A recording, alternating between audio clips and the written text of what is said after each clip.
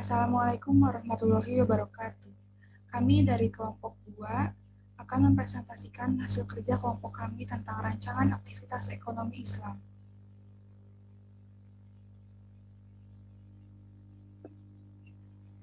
Tujuan rancangan aktivitas ekonomi Islam. Yang pertama, untuk mengetahui rancangan aktivitas ekonomi Islam dalam bidang usaha, agribisnis, produksi tepung terigu. Yang kedua, untuk mengetahui pendapatan jumlah tenaga kerja yang terlibat, biaya yang dikeluarkan untuk tenaga kerja dan tingkat upah tenaga kerja berdasarkan perhitungan gross air bersih dan net air bersih. Yang ketiga, mengetahui kesesuaian antara usaha yang akan dijalankan berdasarkan aspek nilai ekonomi dalam Islam.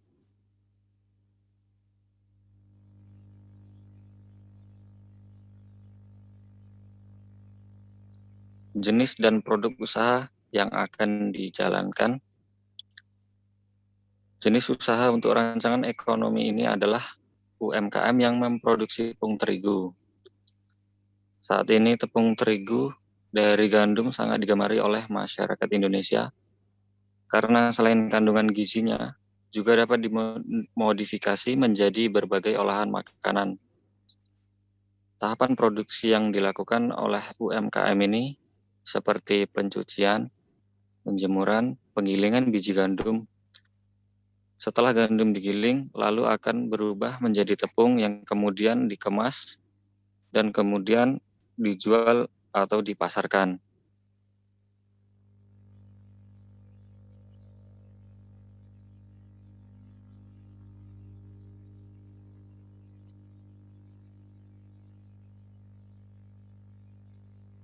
Dan dalam rancangan aktivitas ekonomi UMKM ini ada beberapa orang yang terlibat.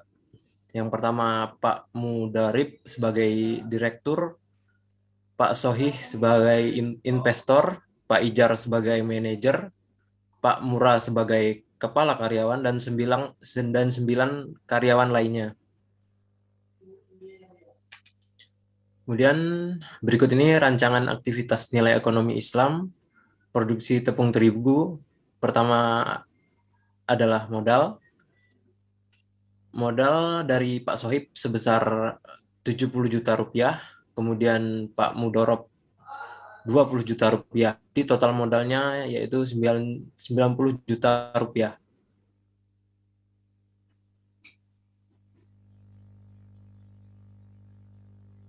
Kemudian biaya-biaya, ada biaya tetap yaitu gaji dalam per tahun yang harus dibayar yaitu 158.400.000 rupiah.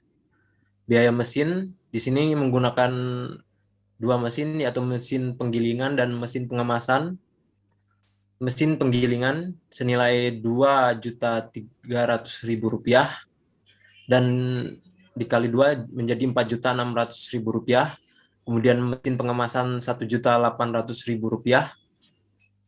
Jadi total jadi 3.600.000 rupiah. Dan total biaya mesin senilai 8.200.000 rupiah.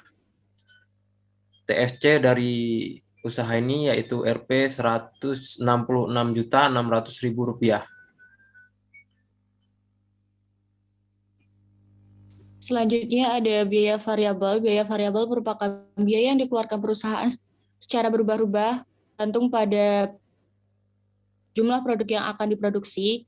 Di sini biaya variabel pada perusahaan kami ada biaya bahan baku sejumlah 8.250.000, biaya transportasi sejumlah 800.000, biaya air dan lainnya 950.000, biaya kemasan 1.300.000, biaya perawatan mesin 50.000, dan total TFC dalam setahun sejumlah 136.200.000 rupiah. Biaya operasi ada TC, yaitu didapatkan dari TVC ditambah TVC 166.600.000 ditambah 136.200 juta rupiah sama dengan Rp302.800.000. Nomor 3 adalah hasil penjualan. Kurang lebih terjual sebanyak 125 karung setiap bulannya.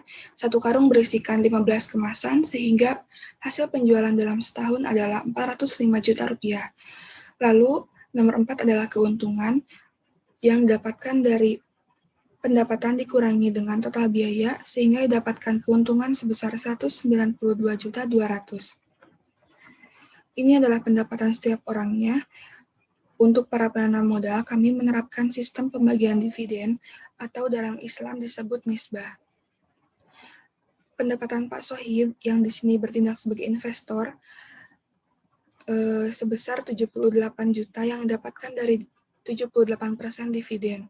Lalu selanjutnya adalah Pak Mudorib yang di sini bertindak sebagai direktur, mendapatkan dividen dan gaji. Dividen yang didapatkan Pak Mudorib adalah 22% atau sebesar Rp22 juta. Lalu gajinya sebesar Rp33.600.000,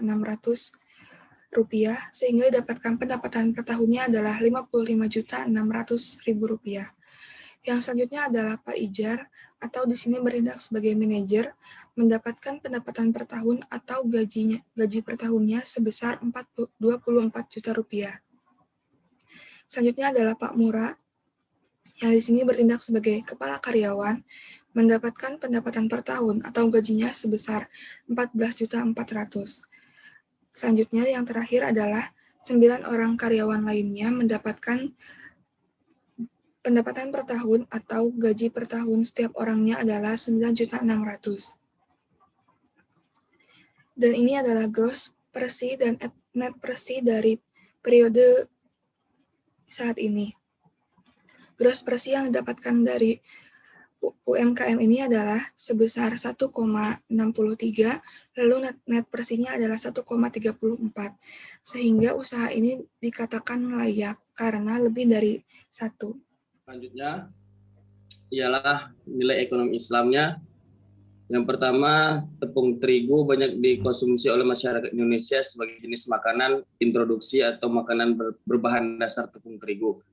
Selanjutnya, pada proses pasca panen gandum kemudian mengolah menjadi tepung terigu, usaha ini akan menyerap banyak tenaga kerja di sekitar lokasi karena ada proses pengolahan memiliki beberapa tahap. Dan dari hasil pendapatan karyawan akan mendapatkan gaji sesuai dengan UMR. Selain itu, kemitraan kami menganut sistem bagi hasil di mana dua pihak atau lebih menggabungkan modal atau tenaga dalam melakukan usaha dengan tanggung jawab sesuai porsi masing-masing.